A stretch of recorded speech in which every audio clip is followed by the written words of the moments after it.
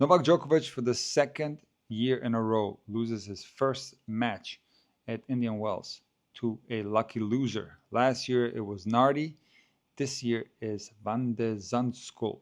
If you read comments across various social media platforms, you're going to see a lot of requests that Novak Djokovic should just hang it up and retire already. And for you guys that don't like Novak and are just trolling, using this opportunity of Novak's misfortunes to write one of these mean comments, that's one thing.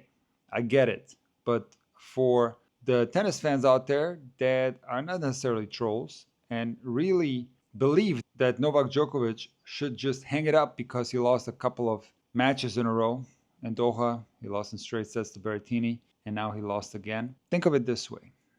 If you were in his position, not even 2 months ago, he was playing Carlos Alcaraz, a guy that won 2 Grand Slams in 2024. And Novak, at the age of 37 in the quarterfinals, hurt himself and with a pulled hamstring beat Carlos Alcaraz and made the semifinals of the Australian Open, where he had really good chances to beat Alexander Zverev if he was fit.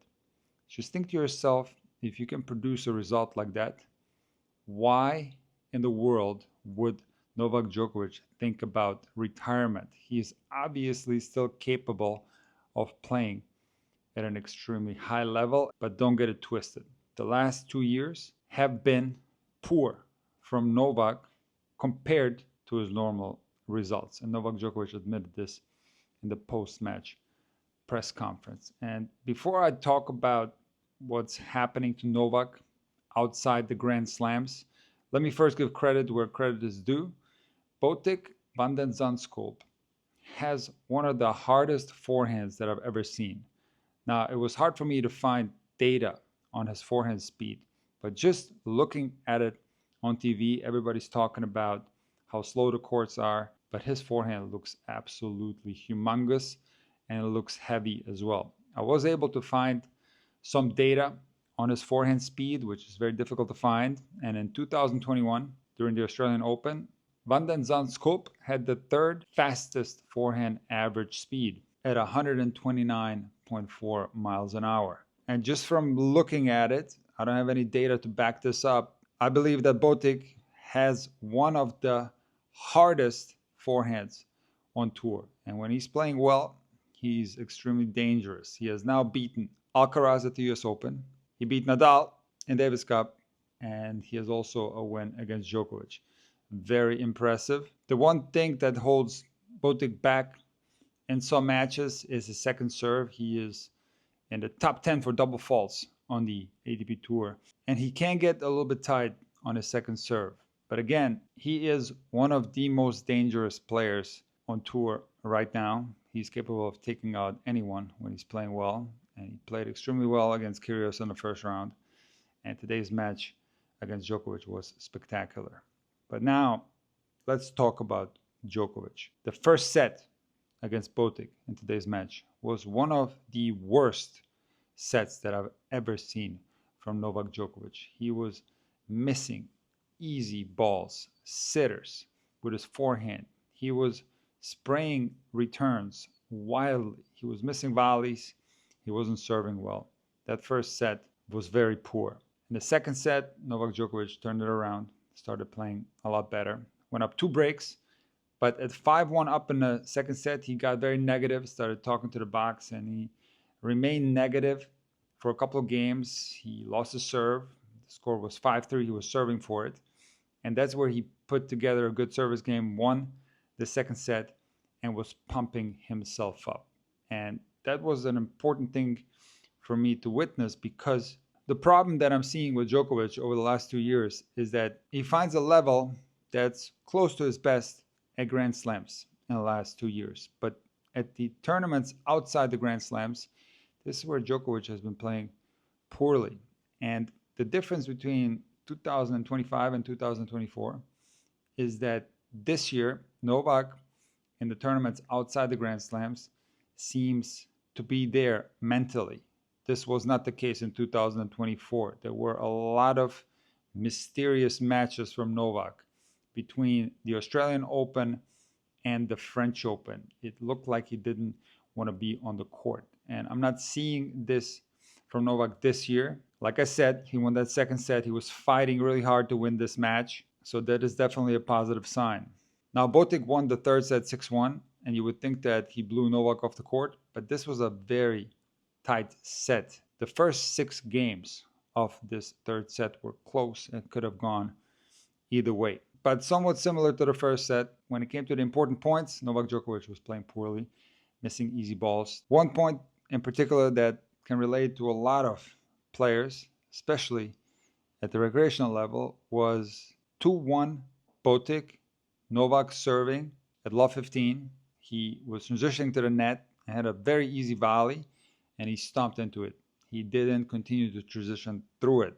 Made a great video with Shamir last year explaining how to hit that particular ball. It's a tricky ball. Zverev missed a similar volley at Indian Wells when he had match point against Nadal. So Novak went down love 30 in this game, but like I said before, he was fighting in this third set. But when it came down to crucial moments, Botic was rock solid, ripping forehands, and Novak Djokovic was making some uncharacteristic mistakes. In addition to all that, it appeared to me that through the entirety of the match, Novak Djokovic had a difficult time with the heaviness of the Botic forehand and also with the speed of the Botic forehand. It looked to me like Botic was the more aggressive player. Despite the slow conditions, he was able to hit through the ball and make a lot of power. It is often the case that players with large backswings on the forehand, for example, Botic, he does take the racket back quite far on the forehand. Slow conditions give a player like this more chances to load up on the forehand and make power. It is not a surprise to me that some of the best results from London Zandschulp have come on slower surfaces. But back to Novak. It appears to me that the level of Novak in the tournaments outside the Grand Slams is a lot lower than his level at the Grand Slams. What could be the reason for that? Maybe the motivation is not the same at these tournaments. This could very much be the case. Now, I heard that Novak was playing really well in practice, and I'm sure that the Indian Wells tournament means a lot to him. But I also believe that when it comes to Grand Slam tournaments, this is where Novak Djokovic goes 100% and gives it his absolute best. And it is possible that he doesn't quite do that at these other tournaments, because if you look at his results in 2024 and 2025 at tournaments outside the Grand Slams, with the exception of the Olympics, Novak made the semifinals of Monte Carlo last year and the finals of Shanghai. And outside of that, he didn't make a single semifinal at tournaments outside the Grand Slams. Now, of course, in 2024, he was in the semis of the Australian Open. He made it to the quarters of the French Open, where he had to withdraw because of a knee injury. He made the final of Wimbledon. And of course, he didn't play well at the US Open and lost early. But then early this year, again, he was in the semifinals of the Australian Open. So the results at Grand Slams are far better than the results at the smaller tournaments. And this could very easily be related to the fact that the motivation is just higher at Grand Slams and he tries harder. And again, I'm not saying that Novak Djokovic is not trying. There's a big difference how he's playing these smaller tournaments in 2025 compared to 2024. But still, I am detecting a difference in the level of play. Now, it's going to be interesting to see how Novak does in Miami. It's also going to be interesting to see how Novak does in the clay court tournaments prior to the French Open. Does Novak need the small tournaments to do well in the Grand Slams?